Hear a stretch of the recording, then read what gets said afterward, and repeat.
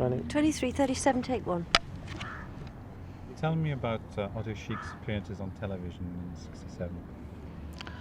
Well, I remember that it was quite a shock, mainly for the younger generation, when each, I think it was Wednesday or Thursday, once a week, he used to explain at television to the nation what will happen if all of us start working with new forces and new enthusiasm and try to improve the economical situation.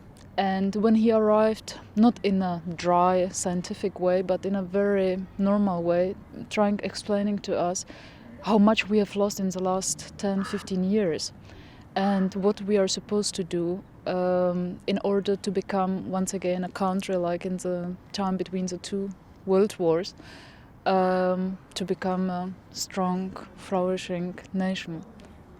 How much of a shock, surprise was it to you to be told about the things that were going wrong with the economy?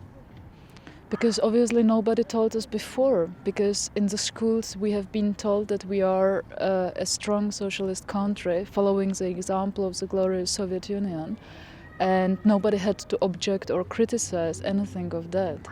And it was a shock to come to know that we have been a very strong, industrialized and highly developed country in the time between the two world wars. So that was quite a shock. Tell me something about the feelings people had for for Dubček.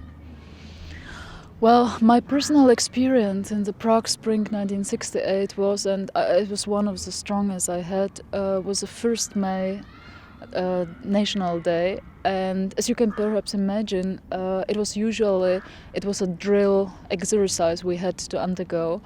But I will never forget this 1st May of 1968 when crowds of people came to be on Václavské náměstí and marched through the streets. And there was this place where Dubček and most important people of the government were standing, but the only person they wanted to touch and see and shouted at him was Sasho, Sasho, because that was the abbreviation for Alexander.